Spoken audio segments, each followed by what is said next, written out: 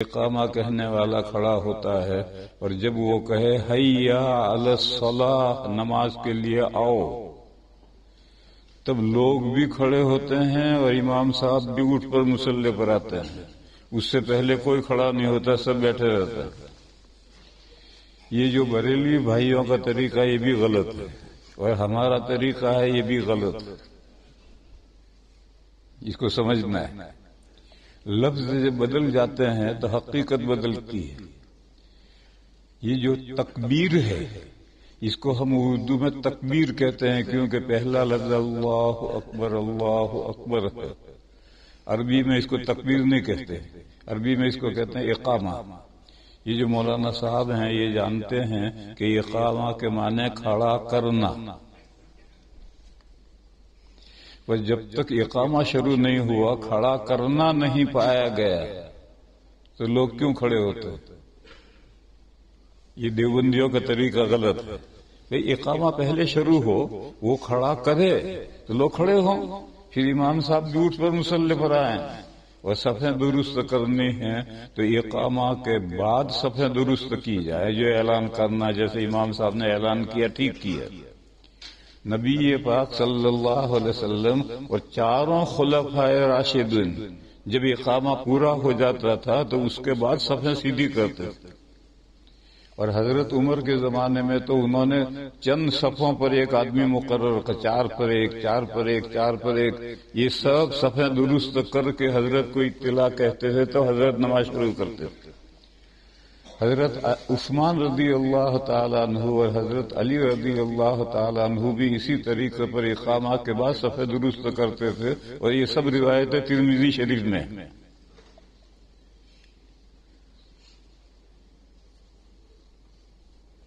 اور آج کل ایک رسم بن گئی ہے کہ امام صاحب نے دائیں طرف دیکھ لیا، بائیں طرف دیکھ لیا، بس دیکھ لیا، ہوگی صفیں سیدھی۔ ارے اس طرح صفیں سیدھی نہیں ہوتی ہیں، ہدایت دو۔ اگر اتنی بڑی مسجد ہے، ممبر پہ چڑھ کر دیکھو کہ کون آگے پیچھے کھڑا ہے، کون کندھے ملا کر نہیں کھڑا، ان کو ہدایت دو۔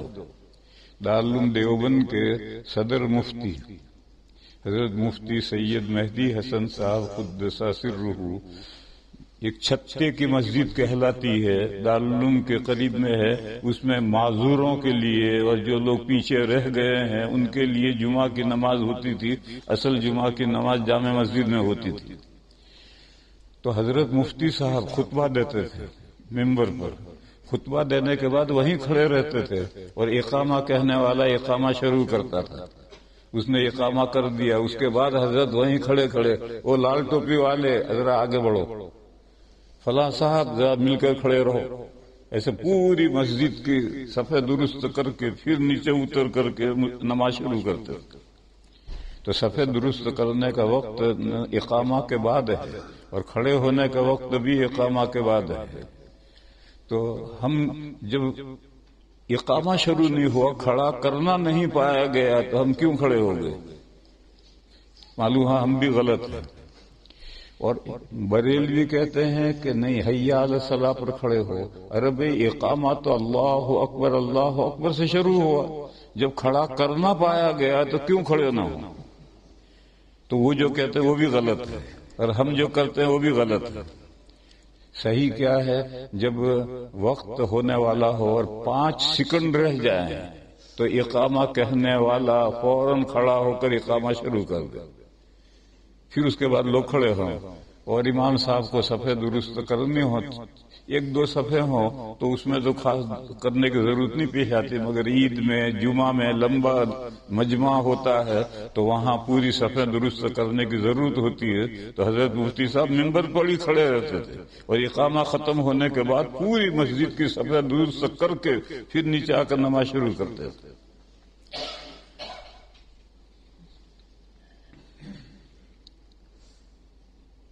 میں نے ایک آیت کریمہ پڑھی ہے جو ابھی امام صاحب نے نماز میں پڑھی۔ اللہ پاک ارشاد فرماتے ہیں، اگر ہم یہ قرآن پاک پہاڑ پر اتارتے ہیں، لو انزلنا هذا القرآن على جبل تو پہاڑ سہم جاتا، پھٹ جاتا، لرأیتہ خاشعا متصدعا، پہاڑ سہم جاتا، گھبرا جاتا اور پھٹ جاتا. بس بات پوری کر دی. لو کا جواب پوشیدہ. عربی میں آپ حضرت عربی نہیں جانتے، قرآن کریم میں بہت سی جگہ پر لو کا جواب پوشیدہ رہتا ہے. اگر ایسا ہوتا اللہ تعالیٰ یہ قرآن پاک پہاڑ پر اتارتے تو پہاڑ سہم جاتا، پھٹ جاتا. بولو کیا کہنا ہے؟ کہنا یہ ہے کہ پہاڑ تو اتنا متاثر ہوتا اور انسان کا حال یہ ہے کہ 250 کروڑ انسان پر کوئی اثر نہیں ہوتا. انسان کا دل پتھر سے بھی زیادہ سخت ہے. جب وہ سختی پر آ جاتا ہے تو پھر پتھر اس کے سامنے جھک مارتا ہے. یہ کہنا ہے. پھر فرمایا کہ تلک الامثال نضربها للناس لعلهم يتفکرون، یہ ہم مثالیں مار رہے ہیں تاکہ لوگ سوچیں کہ ہم کیا کہنا چاہتے ہیں. اللہ پاک فرماتے ہیں کہ یہ مثال ہم نے ایک ماری ہے تاکہ لوگ سن کر سوچیں کہ اللہ پاک کیا فرما رہے ہیں. تو یہ قرآن کریم اتنی تاثیر رکھتا ہے. سورہ رعد میں ایک دوسری آیت ہے، وَلَوْ أَنَّ قُرْآنًا سُيِّرَتْ بِهِ الْجِبَالُ أَوْ قُطِّعَتْ بِهِ الْأَرْضُ أَوْ كُلِّمَ بِهِ الْمَوْتَى. اگر قرآن میں اللہ یہ تاثیر رکھ دیتے کہ ایک آیت پڑھ کر پہاڑ سے کہا چل تو پہاڑ چلنے لگتا. وَلَوْ أَنَّ قُرْآنًا سُيِّرَتْ بِهِ الْجِبَالُ، قرآن کی ایک 2-4 آیتیں پڑھ کر کے یہاں سے دیوبند پہنچ گئے 5 منٹ میں. قطعت بہ الارض، مردہ لیٹا ہوا ہے، قرآن پڑھ کر اس سے کہا بول تو بولنے لگا. اگر ایسی تاثیر قرآن میں ہم رکھ دیتے کہ ایسی تاثیر ظاہر ہوتی تو بھی ایمان نہ لانے والے ایمان نہ لاتے. بل للہ الامر جمیعا، اللہ جسے چاہتے ہیں ایمان کی توفیق دیتے ہیں، ہر ایک کو نہیں ملتی.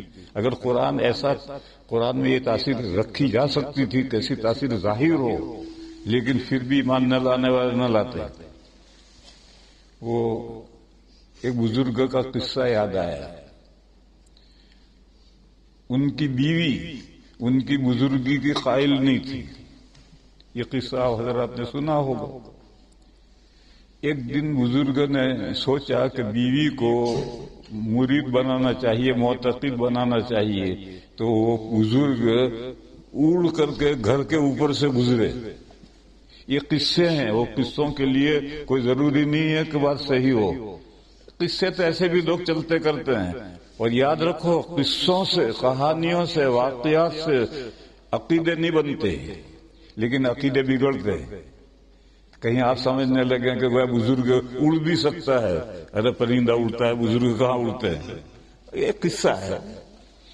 تو بزرگ نے اڑ کر کے گھر کے اوپر سے گزرے. بیوی نے دیکھا کہ بزرگ ایک آدمی جا رہا ہے، بہت اونچا جا رہا تھا، ہوائی جہاز اونچا جاتا ہے. پھر جب بزرگ گھر آئے تو بیوی نے کہا تم بڑے بزرگ بنتے ہو. بزرگ تو ہم نے آج دیکھا، گھر کے اوپر سے اڑ کر کے جا رہا تھا. تو بزرگ نے کہا کہ خوش نصیب وہ میں ہی تو تھا. تو کہنے لگے ہاں اسی لیے ٹیڑھے ٹیڑھے اڑ رہے تھے. تو اگر ایسی تاثیر قرآن کریم میں رکھ دیتے، وَلَوْ أَنَّ قُرْآنًا سُيِّرَتْ بِهِ الْجِبَالُ أَوْ قُطِّعَتْ بِهِ الْأَرْضُ أَوْ كُلِّمَ بِهِ الْمَوْتَى، پھر بھی لوگ ایمان نہ لاتے. بل للہ الامر جمیعا، سارا معاملہ اللہ کے اختیار میں ہے. وہ جس کا دل کھولتے ہیں وہ ایمان لاتا ہے، جس کا دل نہیں کھولتے وہ ایمان نہیں لاتا. ایک واقعہ مجھے یاد آیا. آپ کا دارالعلوم دیوبند، اس کا پہلا فرزند حضرت شیخ الہند قدس سرہ ہے، جنہوں نے ریشمی رومال کی تحریک چلائی تھی اور ہندوستان کے آزاد کرنے کے لیے مالٹا جیل میں انگریزوں نے ٹھونس دیا تھا ان کو. بڑھاپے میں پھر جب جیل کی مدت پوری ہوئی تو وہ رہائی ہوئی تو پورا ہندوستان ہندو مسلم سب بےتاب تھا ان کے لیے، کیونکہ آزادی کے لیے وہ جیل میں گئے تھے کئی سال سے۔ خیر پورے ملک نے استقبال کیا، حضرت دیوبند آئے، دیوبند میں دارالعلوم کے وہ صدر المدرسین تھے اور دارالعلوم کے پہلے فرزند ہیں، فرزند یعنی سن بیٹا حضرت نانوتوی بانی ہیں، ان کے شاگرد ہیں۔ تو ایک مجلس میں جو علماء کی مجلس تھی، بڑے بڑے علماء آئے ہوئے بیٹھے ہوئے تھے، عصر کے بعد چارپائی رکھی گئی، حضرت تشریف فرما ہوئے اور حاضرین سے فرمایا کہ مالٹا کی جیل میں لمبا غور و فکر کرنے کے بعد دو باتیں میری سمجھ میں آئی ہیں۔ تو اب لوگ بہت مشتاق ہوئے کہ بھئی اتنا بڑا عالم، دارالعلوم کا صدر المدرسین، مالٹا کی جیل میں سالوں غور و فکر کرنے کے بعد میں کیا دو باتیں سمجھ میں آئی ہوں گی، سب متوجہ ہو گئے۔ فرمایا کہ میں نے غور کیا امت کی پستی کا سبب کیا ہے، امت ڈاؤن جا رہی ہے۔ آج تو اس زمانے سے بھی ڈاؤن جا رہی ہے، بہرحال امت ڈاؤن جا رہی ہے، اس کا سبب کیا ہے؟ یہ قصہ میں یہاں روکتا ہوں، پھر ایک درمیان میں دوسرا قصہ سناتا ہوں۔ حضرت مولانا محمد عمر صاحب پالنپوری رحمہ اللہ قدس سرہ تبلیغی جماعت کے بڑے آدمی تھے۔ وہ ایک بات فرمایا کرتے تھے، وہ فرماتے تھے کہ اسلام کی گاڑی کا پیٹرول ارب ہے، ہم تو بے پیٹرول کی گاڑی دھکا دے کر چلا رہے ہیں۔ واقعہ بھی یہی۔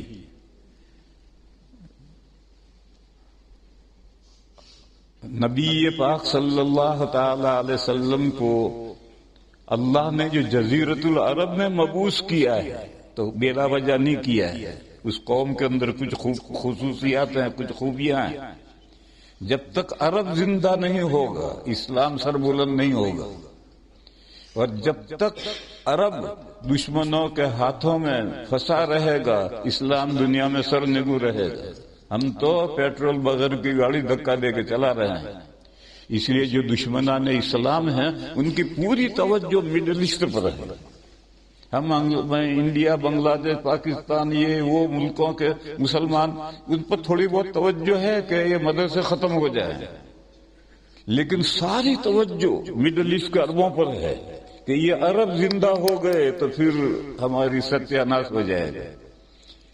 تو حضرت فرمایا کرتے تھے تو یہ بھی ایک سبب ہے۔ پوری کوشش ہے، پڑھاتے وہاں لے جا کر ہیں، برن واش کرتے ہیں، اور عورتوں کے جو کرتے ہیں وہ مردوں کو پہنا دیے۔ یہ جو اب ہم گھٹنوں تک کرتا پہنتے ہیں یہ تو عرب عورتوں کے کرتے ہیں، مردوں کے یہ کرتے نہیں ہیں۔ اب یہ کرتے سارے مردوں کو پہنا دیے۔ اب مردوں نے جب عورتوں کی چوڑیاں پہن لی تو عورتوں والی بزدلی ان میں آ جائے گی، تو جو لباس پہنو گے ایسے اثر پہن گے۔ یہ مردوں والے اور کرتے نہیں ہیں جو ہم نے سنت سمجھ کر ہم پہنتے ہیں، یہ تو عرب عورتوں کے کرتے ہیں جو انہوں نے عربوں کو پہنا دیے تو ہم نے سنت سمجھ کر پہننا شروع کر دیا۔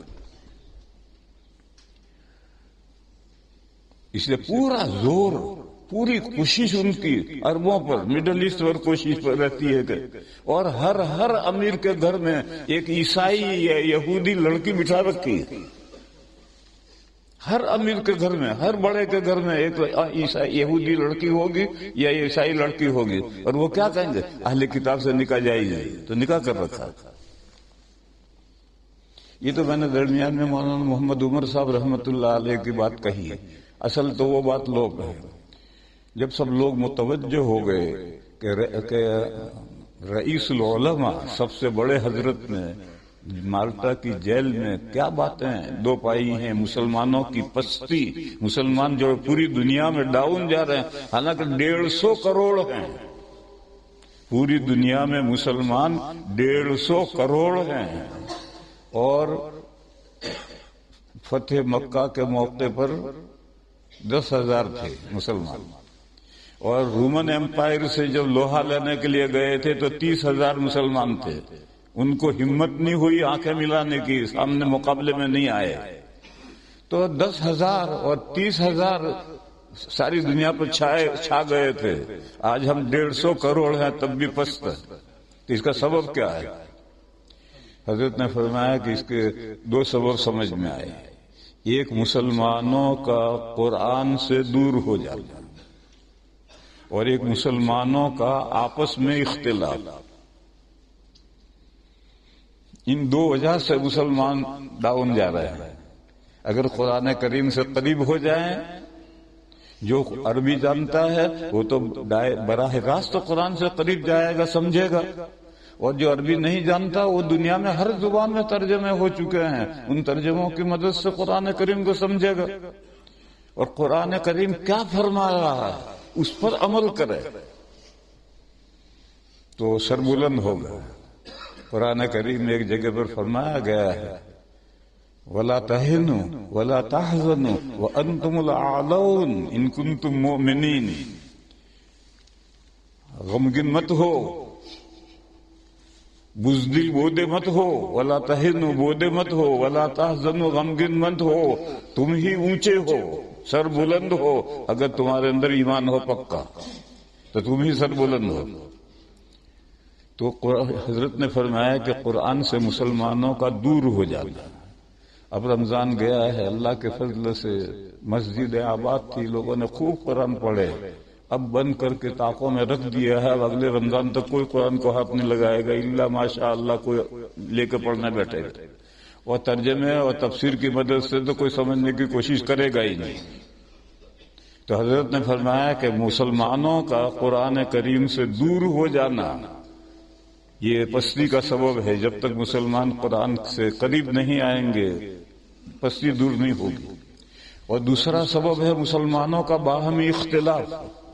یہ جو اختلاف ہے اس سے ہوا خزی ہو جاتی ہے، ہوا نکل جاتی ہے، دبدبا ختم ہو جاتا ہے اختلاف سے.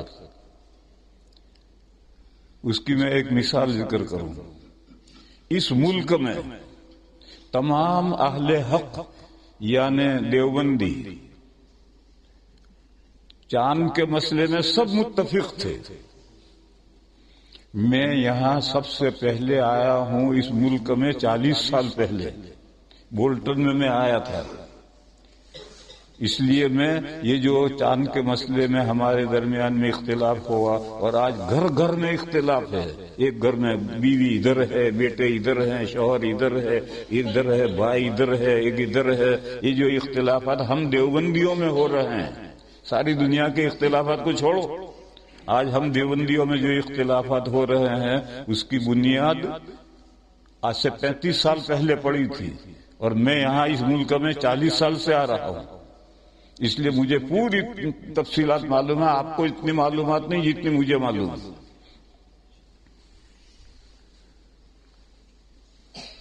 تمام اہل حق، تمام دیوبندی، تمام گجراتی مقامی رویت کو دیکھتے تھے، یا اس پٹی پر جو ملک ہیں ان کی رویت کو دیکھ کر کے رمضان شروع کرتے تھے، رمضان ختم کرتے تھے.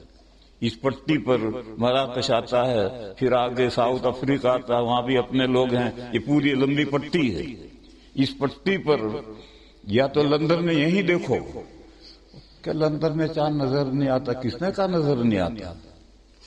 یہ جو کل رات کو امام صاحب بتلا رہے کہ 100 آدمیوں نے چاند دیکھا ہے، اور میں رات کو ایک گھر میں کھانا کھانے گیا تو انہوں نے مجھے موبائل میں دکھایا، چاند کا فوٹو لیا ہے، موبائل میں فوٹو تھا. تو کس نے کہا لندن میں نظر نہیں آتا؟ دیکھنا نہیں ہے اس لیے کہ نظر نہیں آتا. دیکھو تو صحیح، نظر آتا ہے نہیں آتا تو دیکھنا تو ہے ہی نہیں، اور کیا نظر نہیں آتا؟ کس نے کہا نظر نہیں آتا؟ بادل کبھی ہٹتے بھی ہیں، کبھی بادل کم ہوتے ہیں، کبھی بادل نہیں ہوتے ہیں، تو سب کچھ دکھتا ہے. تو سب سے پہلے تو مقامی رویت اب خود دیکھو چاند کو اور اس سے رمضان شروع کرو، رمضان ختم کرو۔ اور اگر کبھی ایسا بھی ہوتا ہے کہ بادل چھائے ہوئے ہیں، چاروں طرف کوئی دیکھنے کا امکان نہیں، بولٹن میں ایک مرتبہ ہم رمضان کا چاند دیکھنے کے لیے گئے، اور ایک وہاں ونٹر ہیل ہے، بہت اونچی ٹیلا ہے، مٹی کا ٹیلا ہے، بہت اونچا، ونٹر ہیل نام ہے اس کا۔ اس کے اوپر ہم سب چڑھے، 10-15 آدمی تھے۔ وہاں چڑھ کر کے اب ہم آپس میں غور کر رہے کہ سورج غروب کدھر ہوا، یہی نہیں پتا چل رہا، کوئی کہ ادھر غروب ہوا، دوسرا کہتا ادھر غروب ہوا، تیسرا کہتا ادھر غروب ہوا۔ یعنی اس ونٹر ہل پر چڑھ کر کے ہم یہ بھی متعین نہیں کر سکے کہ سورج غروب کدھر ہوا، تو کیسے دیکھیں گے چاند؟ ایسا کبھی ہو جاتا ہے۔ تو ایسا اگر ہو جائے تو پھر اس پٹی پر جو دوسرے ملک آئے ہیں جہاں کا ویدر صاف ہوتا ہے، وہاں کے چاند کا اعتبار کرتے تھے ہم، اور سب ہم متفق تھے۔ قرآن کریم کا یہی حکم ہے، فرمایا فمن شہد منکم الشہر فلیصمہ، جو شخص، اوپر سے آیت ہے شہر رمضان الذی انزل فیہ القرآن ہدی للناس وبینات من الہدی والفرقان فمن شہد منکم الشہر فلیصمہ۔ فرمایا کہ یہ جو قرآن پاک ہے یہ رمضان شریف میں اتارا گیا ہے، اور یہ رمضان کے روزے کیوں رکھے ہیں؟ اس لیے کہ اس مہینے میں قرآن پاک اترا، اور نبی پاک صلی اللہ علیہ وسلم نے اس مہینے میں تراویح مسنون کی ہے۔ قرآن میں تراویح کا ذکر نہیں ہے، حدیث میں ہے، تراویح مسنون کی ہے، تاکہ وہ جو قرآن رمضان میں اترا ہے پورے رمضان میں ایک مرتبہ اسے پڑھا جائے اور سب لوگ سنیں۔ ہمارے بعض بھائی ہیں وہ کہتے ہیں تراویح 8 رکعت ہے، اور 8 رکعت پڑھ کر کے ایسے بھاگتے ہیں جیسے استبل میں سے گدھے بھاگتے ہیں۔ وہ پورا قرآن کہاں سنتے ہیں؟ وہ تو 8 رکعت کے بقدر قرآن سنتے ہیں، باقی تو 12 رکعت کا قرآن تو وہ سنتے ہی نہیں۔ اور یہ تو تراویح تو مقرر ہی کی گئی تھی کہ تاکہ پورے رمضان میں پورا قرآن لوگ سنیں، یہ محروم پورا قرآن سن ہی نہیں پاتے۔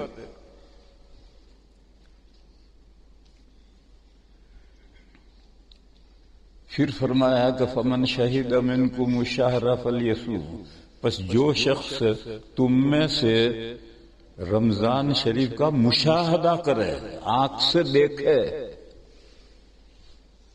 وہ اس مہینے کے روزے رکھے۔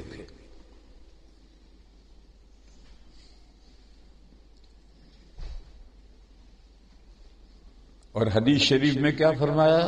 میری مسجد ہے اسلام فور ہیل میں، وہاں انہوں نے باہر میں پیسیج میں ہی پورا بورڈ لگا رکھا ہے، اس نے ایک حدیث لکھ رکھی ہے صوموا لرؤیتہ وافطروا لرؤیتہ، چاند دیکھ کر روزے شروع کرو اور چاند دیکھ کر روزے ختم کرو۔ اگر چاند چھپا دیا جائے تو پھر 30 دن پورے کر کے رمضان شروع کرو یا شوال کی عید کرو۔ یہ حدیث، یہ سنت ہے۔ تو قرآن اور سنت پر جب تک ہم نہیں آئیں گے ہمارے اختلافات ختم نہیں ہوں گے۔ 35 سال سے میں یہ اختلافات دیکھ رہا ہوں، اور یہ اختلافات صرف قرآن و سنت سے ہٹنے کے نتیجے میں۔ قرآن کی یہ آیت ہے فمن شہد منکم الشہر فلیصمہ، بس جو شخص تم میں سے چاند کا مشاہدہ کرے، کا چاند کو دیکھے، وہ اس مہینے کے روزے رکھے۔ اور مسئلہ بھی یہی ہے کہ ہر تمام جگہوں میں، ملک میں، ہر آبادی میں آبادی والے چاند دیکھنے کی کوشش کریں گے۔ یہ نہیں کہ دلی سے خبر آ جائے گی، بامبے سے خبر آ جائے گی، نہیں، خبر نہیں، پہلے دیکھنے کی کوشش کرو۔ اور جب سب جگہ پر لوگ دیکھ رہے ہیں تو ایک جگہ کی رویت دوسری جگہ معتبر ہے، لیکن بوگس رویت معتبر نہیں ہے۔ حقیقی ریئل رویت جو ہے وہ معتبر ہے، بوگس رویت معتبر نہیں ہے۔ 2 4 کی طرح سے واضح ہے کہ یہ رویت ہے ہی نہیں، خامخواہ کی رویت بنا دی ہے اسے، اس رویت کا کوئی اعتبار نہیں، حقیقی ریئل رویت ہو، اور وہ بھی اس پٹی پر۔ ویسٹ کی خبر ایسٹ میں معتبر نہیں، ایسٹ کی خبر معتبر ہے، ویسٹ میں معتبر ہے، لیکن ریئل رویت ہو تو معتبر ہے، بوگس رویت ہے تو معتبر نہیں۔ پھر ہمارا یہ علماء جو ہیں وہ سمجھیں، ہمارا اور سعودیہ والے جو ہیں وہ حنبلی ہیں، ہمارا اور ان کا ایک بنیادی مسئلے میں اختلاف ہے، وہ یہ ہے کہ مطلب بالکل صاف ہے تو کتنے آدمی کا چاند دیکھنا ضروری ہے؟ ہمارے یہاں جم غفیر ضروری ہے، اتنے لوگ چاند دیکھیں کہ جن کا جھوٹ پر اتفاق محال ہو۔ سعودیہ کے یہاں یہ حنبلیوں کے یہ ضروری نہیں، حنبلیوں کے یہاں اگر مطلع صاف ہو تو بھی 2 آدمیوں کی گواہی پر چاند ثابت ہو جاتا ہے، تو ہمارے یہاں تو ثابت ہی نہیں ہوتا۔ اور سعودی عرب کا مطلع عام طور پر صاف رہتا ہے۔ سعودی عرب میں مکہ مدینے میں تو اس سال بارش ہو رہی تھی، لیکن سعودی عربیہ تو بہت بڑا ملک ہے،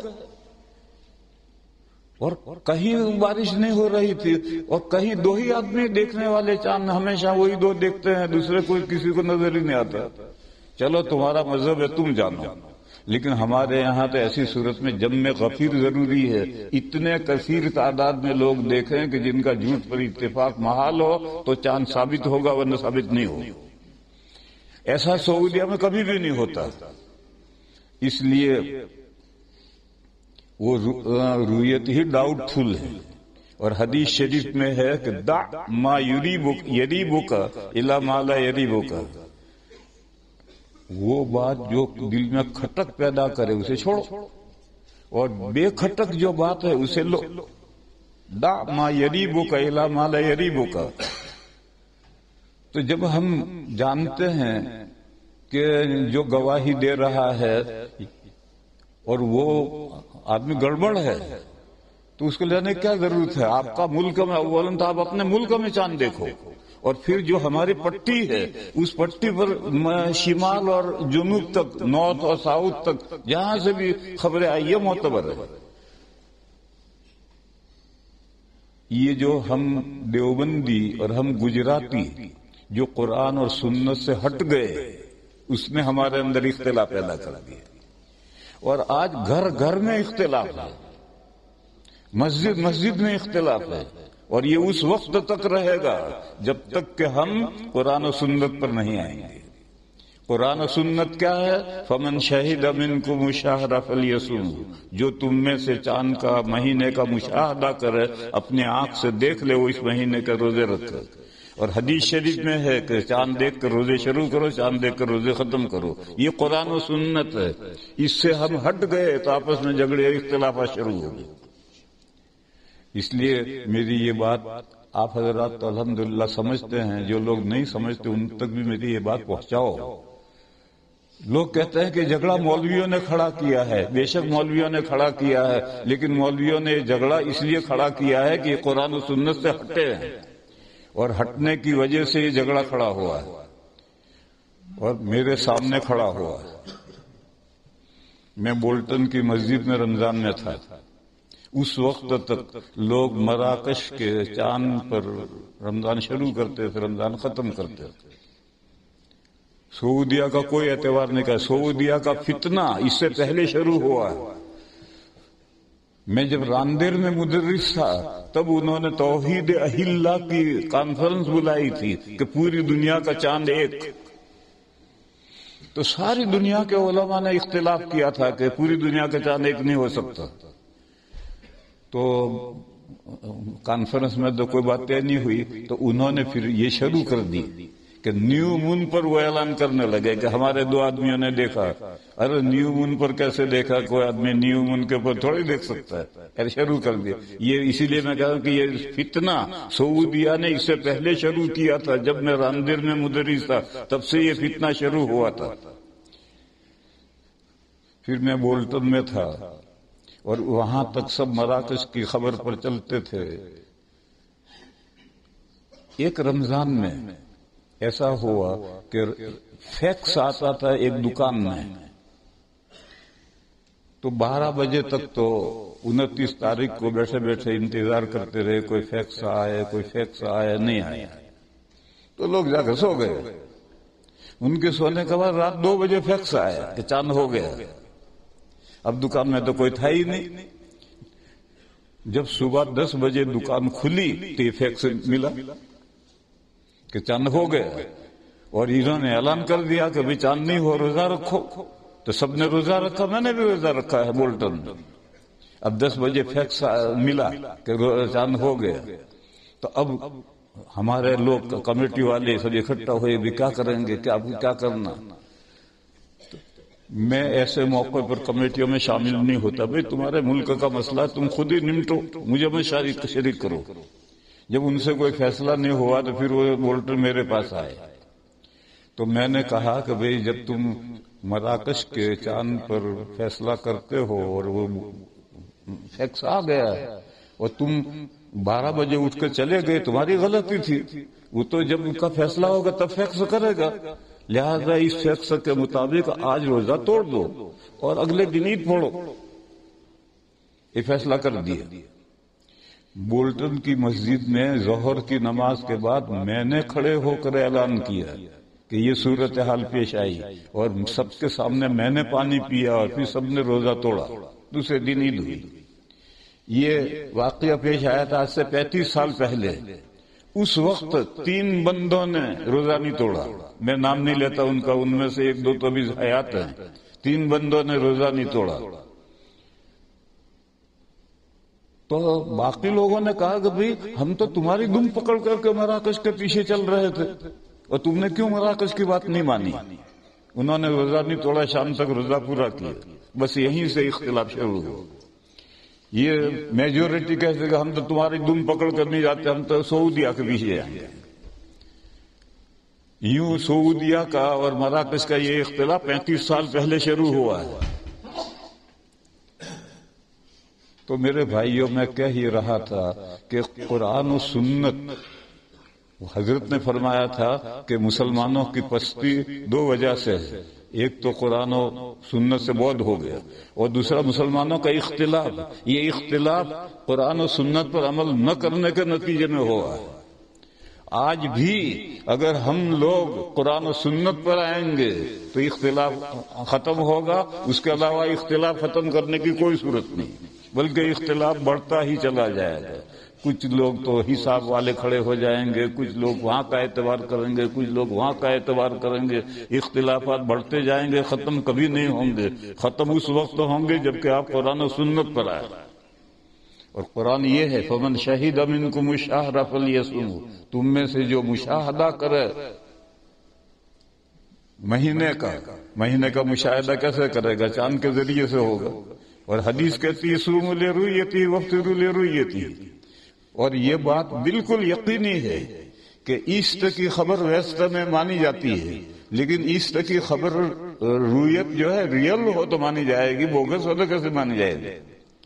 اور ویسٹر کی خبر تو ایسٹر میں نہیں مانی جاتی، مگر اب ماننے لگے۔ سعودیہ کی خبر ملیشیا، انڈونیشیا والے فالو کر رہے ہیں، وہ ایسٹر میں فار اوے وہ فالو کر رہے ہیں۔ اس سال نہیں کیا۔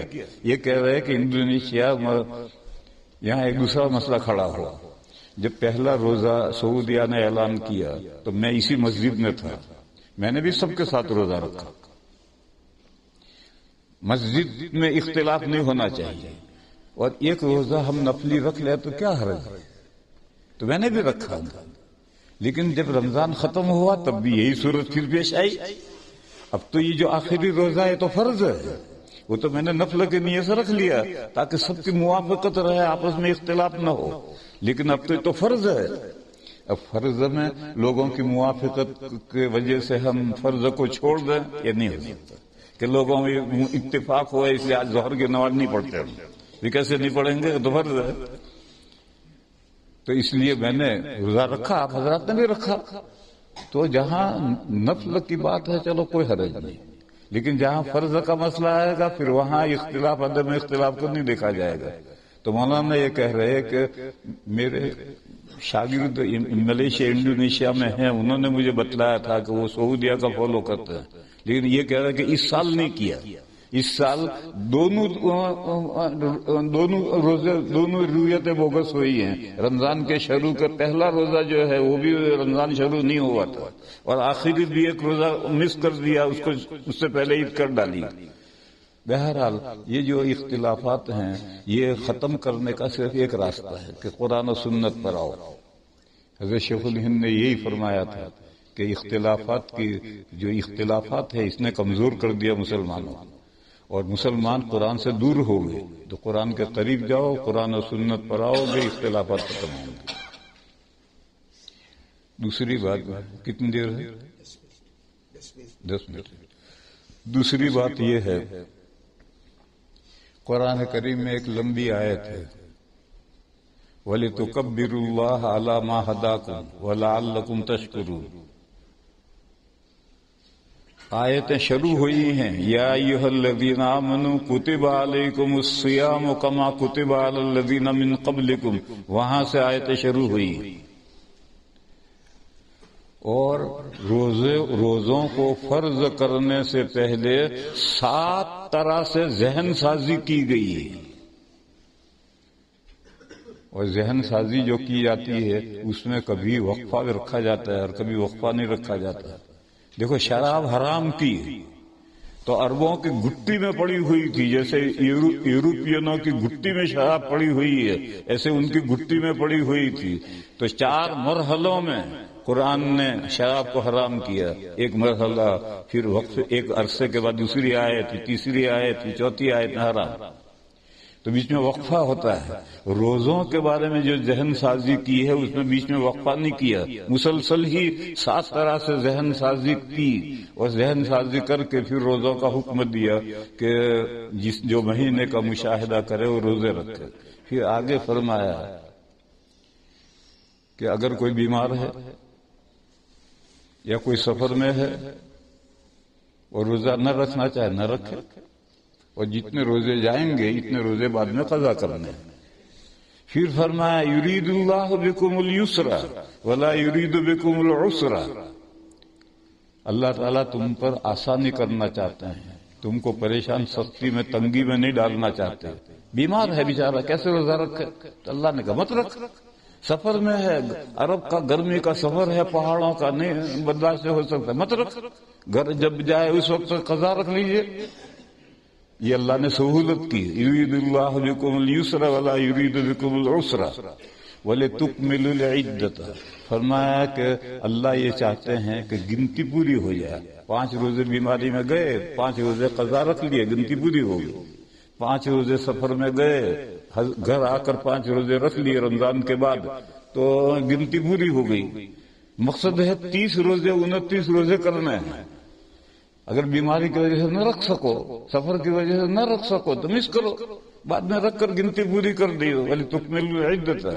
پھر فرمایا وَلِتُكَبِّرُوا اللَّهَ عَلَى مَا هَدَاكُمْ، اور تاکہ تم اللہ کی بڑائی بیان کرو اس بات پر کہ اللہ نے تمہیں راہ راست دکھائی. آج کروڑوں انسان ہیں ان کو دولت ایمان نصیب نہیں ہے. اللہ نے اپنے فضل و کرم سے ہمیں ایمان کی دولت دی ہے اور ہم اللہ کا دین پہچانتے ہیں. یہ اللہ کا فضل ہی تو ہے، اس پر تم اللہ کی بڑائی بیان کرو.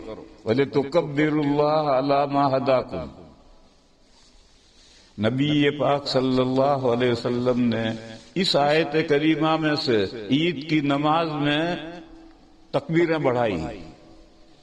یہ جو تکبیرات زوائد ہیں وہ اس آیت کریمہ سے حضور نے نکالی ہیں. نماز میں اللہ کی بڑائی بیان کرو. پھر روایتیں 2 ہیں. ایک روایت میں 6 تکبیریں ہیں، پہلی رکعت میں 3، دوسری رکعت میں 3، اور ایک رکعت میں 12 تکبیریں ہیں، پہلی رکعت میں 7، دوسری رکعت میں 5، اور دونوں حدیثیں ضعیف ہیں. یہ بھی ضعیف ہے، یہ بھی ضعیف ہے. پھر فقہا میں اختلاف ہوا. حنفیہ نے 6 تکبیروں والی روایت لی، اس لیے کہ جب یہ تکبیرات زوائد ہیں تو زوائد جتنے کم سے کم ہوں وہ بہتر ہے. اور ائمہ ثلاثہ 3 اماموں نے 12 تکبیروں والی روایت لی کہ یہ نماز کا زیور ہے اور دلہن کو جتنا زیادہ زیور لاد دو اتنا اچھا ہے.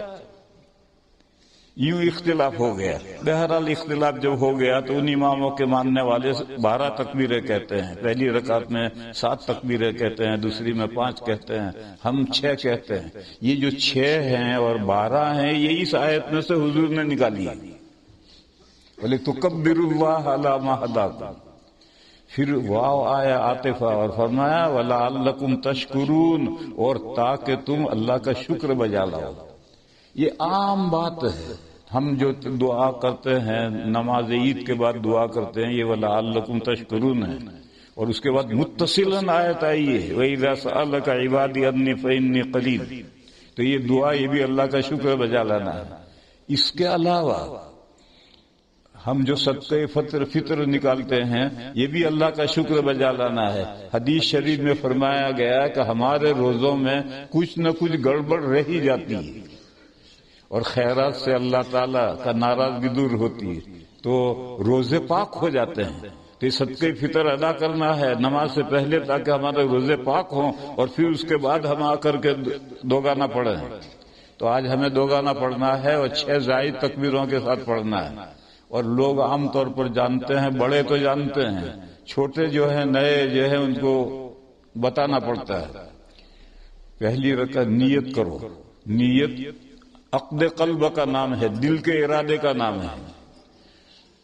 وہ ہم اس کو ارادہ کر کے ہی تو مسجد میں آئے ہیں, کپڑے نئے نئے پہن کر کے, بس یہی نیت ہے.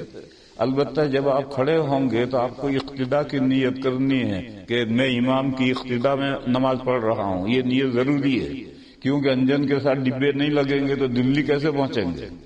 ڈبوں کے لیے ضروری کہ انجن کے ساتھ لگے جبھی تو دلی پہنچیں گے. اس لیے یہ نیت دل میں, یہ بھی نیت ہوتی ہے, بس دل کے ارادہ ہے. اور اگر کوئی زبان سے کہہ لے تو اچھا ہے. اب اس میں لوگوں کا مزاج ہے کہ چھوٹی چیز پسند نہیں, لمبی کرو. یہ لوگوں کا مزاج ہے. اگر دعا 2 لفظوں میں کرو تو لوگوں کو پسند نہیں. 1 گھنٹے کی دعا کرو تب مزہ ہے لوگوں کو, اگرچہ سمجھا کچھ نہیں. میرے حضرت شیخ مولانا زکریا صاحب قدس سرہ فرمایا کرتے تھے مجھے دعا کرنا آتا ہے, کرانا نہیں آتا. وہ تبلیغ جماعت کے سرپرست تھے, اور تبلیغ جماعت جو ہے دعا کے اندر غلو کرنے لگی ہے, حد سے آگے بڑھتی ہے. 1 گھنٹے تو ہوتا ہے اور لوگ دور دور سے دعا میں شریک ہونے آتے ہیں, اور وہ دعا نہیں ہوتی, دعا یہ تقریر ہوتی. جو کوئی دعا کر رہا تو یوں ہاتھ کرے گا, بھئی یہ تو تقریر کر رہا ہے دعا کر رہا ہے. جب تک معصورہ دعائیں پڑھے گا تو ہاتھ اٹھائے گا, پھر جب انگریزی میں اردو میں دعا کرے گا تو پھر ہاتھ ہلائے گا. تقریر کرتا ہے اس طرح سے. میرے بھائی دعا تو ذرا سی ہوتی ہے, تھوڑی سی ہوتی ہے, اور ہر شخص اپنے دل کی مراد امام صاحب جہرن کریں, تھوڑا سا کریں تاکہ لوگ دعا کرنا سیکھیں. باقی اس کے بعد امام صاحب خاموشی اختیار کریں تاکہ لوگ اپنے دل کی مرادیں, اللہ ہر زبان جانتے ہیں, اپنے دل کی مرادیں ہیں. کسی کے گھر میں بیمار پڑا ہے, کوئی قرض میں پھنسا ہے, کوئی کسی معاملے میں ہے, کوئی کسی, تو ہر ایک اپنی مرادیں اللہ سے مانگو. تو یہ دعا کرنا یہ بھی اللہ کا شکر بجا لانا ہے, اور صدقۃ الفطر ادا کرنا یہ بھی اللہ کا شکر بجا لانا ہے. تو جب کھڑے ہوئے, دیکھو اذان اور اقامہ صرف فرض نمازوں کے لیے, فرض نمازوں کے علاوہ کے لیے نہ اذان ہے نہ اقامہ ہے. جب لوگ امام صاحب نے ممبر پر چڑھ کر ساری مسجد کی صفیں درست کی, اور جب پھر وہ اتر کر مصلی پر آئے, نماز شروع ہونے والی ہے, تو دل میں نیت کرو, زبان سے بھی کہہ لو اچھا ہے. پھر اس کے بعد میں تکبیر تحریمہ کہہ کر ہاتھ باندھ لو اور ثنا پڑھو, جو ہر نماز میں ہم ثنا پڑھتے ہیں. جب ثنا پوری ہو جائے تو اب رکو. پھر اس کے بعد امام صاحب جب ثنا سے فارغ ہوں گے تو وہ ہاتھ اٹھا کر کے اللہ اکبر کہیں گے, تو آپ بھی ہاتھ اٹھا کر کے اللہ اکبر کہہ کر ہاتھ چھوڑ دو. پھر امام صاحب 3 مرتبہ سبحان اللہ سبحان اللہ سبحان اللہ اتنا وقفہ کریں گے، اور اتنا وقفہ کر کے دوسری تکبیر کہیں گے ہاتھ اٹھا کر. تو اس وقت آپ بھی ہاتھ اٹھا کر کے اللہ اکبر کہہ کر ہاتھ چھوڑ دیں. پھر اتنا وقفہ کر کے پھر امام صاحب تیسری تکبیر کہہ کر ہاتھ باندھ لیں گے تو آپ بھی باندھ لیں. پھر آگے ذمہ داری امام صاحب کی ہے. وہ سورہ اعوذ بسم اللہ پڑھیں گے، ہمیں کچھ نہیں پڑھنا. وہ اعوذ بسم اللہ پڑھیں گے، فاتحہ پڑھیں گے، کسی جگہ سے قرآن پاک پڑھیں گے، پھر رکوع کریں گے، سجدے کریں گے، دوسری رکعت کے لیے کھڑے ہوں گے. تو کھڑے ہوتے ہی قرات شروع ہوگی. فاتحہ پڑھیں گے، سورت پڑھیں گے. سورت پڑھنے کے بعد میں پھر امام صاحب 3 زائد تکبیریں کہیں گے، وہی ہاتھ اٹھا کر کے اللہ اکبر کہہ کر ہاتھ چھوڑ دیں گے. پھر ذرا سے وقفے کے بعد پھر دوسری تکبیر کہیں گے، پھر تیسری تکبیر کہیں گے. اس کے بعد چوتھی تکبیر ہاتھ اٹھائے بغیر کہہ کر رکوع میں جانا. رکوع سجدے کرو، قاعدہ کرو، سلام پھیرو، دعا امام صاحب بھی مانگیں گے، لوگوں کو سکھلائیں گے کہ دعا اس طرح مانگی جاتی ہے. پھر خاموش ہوں گے، لوگ بھی اپنی اپنی دعائیں اپنے دل کی مرادیں مانگیں گے. پھر دعا مانگنے کے بعد میں پھر امام صاحب خطبہ دیں گے، 2 خطبے دیں گے. یہ خطبے سننا واجب ہے، اور ہر خطبہ سننا واجب ہے. جمعہ کا خطبہ سننا بھی واجب ہے، عیدین کے خطبے سننا بھی واجب ہے، حتیٰ کہ نکاح کا خطبہ سننا بھی واجب ہے. لہذا لوگ اپنی اپنی جگہ بیٹھے رہیں اور دونوں خطبے سنیں، اگرچہ سمجھ میں نہ آئے. لوگ کہتے ہیں جب سمجھ میں نہ آئے تو کیا سنیں گے؟ ارے بھائی جو نماز میں فاتحہ اور سورت پڑھتے ہیں تو کہاں تیری سمجھ میں آتا ہے، اور پھر بھی سنتا ہے، اور سننا واجب ہے. تو اسی طرح سے یہ بھی سنو غور سے، اور سننے کے بعد میں پھر اب خطبہ ثانیہ میں امام صاحب دعا کرتے ہیں. اس لیے علماء میں اختلاف ہے کہ نماز کے بعد دعا ہے یا نہیں. بعض علماء کہتے ہیں کیونکہ 5 نمازوں میں ہے، اور بعض علماء کہتے ہیں کہ نہیں، عیدین میں دعا نہیں ہے، وہ تو خطبہ ثانیہ میں دعا ہے. بہرحال ہمارے یہاں یہی ہے کہ عیدین کے بعد بھی دعا کرتے ہیں، خطبے میں بھی دعا کرتے ہیں. خطبہ ختم ہوا، کھیل ختم، پیسہ ہضم. اب کیا کرتے ہیں لوگ؟ کھڑے ہوتے ہیں، اچھل کود کرتے ہیں اور معانقے کرتے ہیں. خوشی کا دن ہے، کرو، لیکن دروازے سے باہر جا کر، سڑک پر کرو، پیسج میں کرو، گھر جا کر کرو. عیدگاہ میں علماء اس کو رسم قرار دیتے ہیں. تو جس بات کو علماء نے رسم قرار دیا ہے اس سے ثواب ضائع کرنے سے کیا فائدہ ہے؟ اس لیے خوب مسابے بھی کرو، معانقے بھی کرو، لیکن عیدگاہ سے نکل کر کے باہر جا کر پیسج میں یا گھر جا کر دن بھر کرتے رہو، کون منع کرتا؟ لیکن جہاں عید کی نماز پڑھی ہے وہاں یہ مسافے کرنا اور یہ معانقے کرنا، اس کو علماء نے رسم قرار دیا ہے. اور جیسے بدعات کو چھوڑنا ضروری ہے، رسموں کو چھوڑنا بھی ضروری ہے. وآخر دعوانا ان الحمد للہ.